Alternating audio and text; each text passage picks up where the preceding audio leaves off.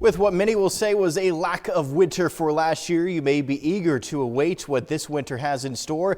And it's just 29 days away before we see that start of winter. So join Jeff, Amanda, and I as we break down what we could see for this upcoming winter.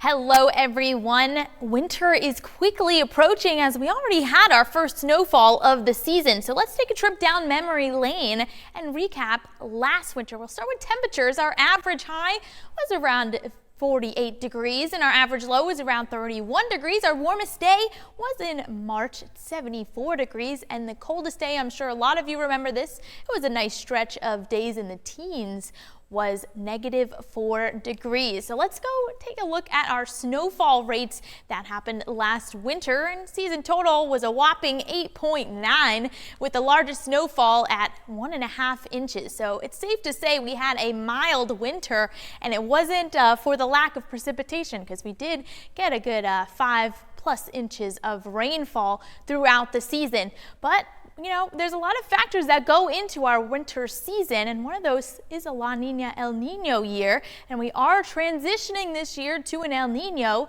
But for more on that, let's head over to Nathan Shutt.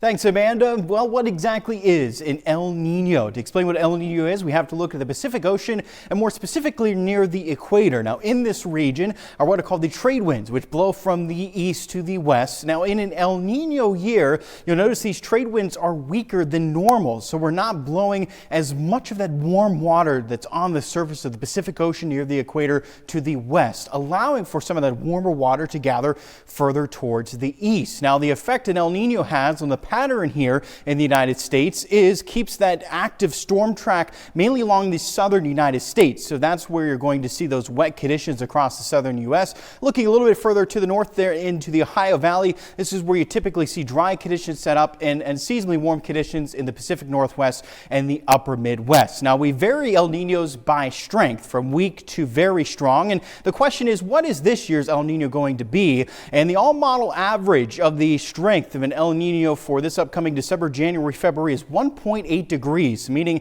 a strong El Nino is likely, and it's possible we even end up with a very strong El Nino. So looking at past winters by strength of the El Nino, typically the trend here with a little more moderate to weak El Ninos, we deal with more snowfall, and for more strong to very strong El Ninos, we typically deal with more average to above average temperatures. Of course, El Nino, just one thing that affects the winter pattern, and for what we're thinking for this winter, we send it over to Chief Meteorologist Jeff Exline. Thanks, Nathan. We do look at many factors when compiling a winter forecast, but one thing that's always in the back of our mind is the season of winter has been warming faster than any other season since the 1970s, as our climate has been changing. Well, one piece of that puzzle, of course, is El Nino. Stark difference. The La Nina, see the blue last year, the El Nino this year, the red.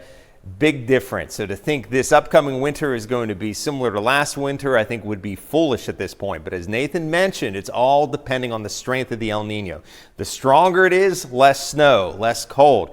The weaker it is, tends to give us more snowfall. Notice those stronger El Ninos, though, typically lead to less snowfall. We think this one's going to be on the stronger side, but somewhere in between a weak and a very strong. So here's what we expect when it comes to temperatures. Typically in December, it's mild to start winter. It doesn't mean that every day is going to be milder than average, but overall, the month of December will likely finish slightly above normal. We'll go back and forth in January, but see, the cold will start to really take hold here into the month of February. February might be the harshest month of winter. I think this is going to be a back-loaded winter when it comes to snowfall and cold. So the winter may start off with below normal snow and end up with above normal snow into February.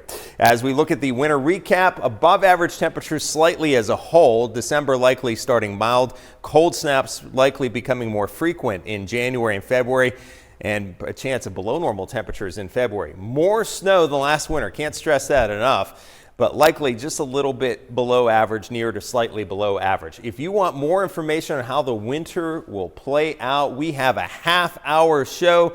Nathan, Amanda, and myself, 5:30 Thursday and Friday. The Winter Outlook, you can catch it right here on WTOV 9. Hi, I'm Jamie Baker. Thanks for watching. Here's another video for you to watch, and please be sure to subscribe to our channel.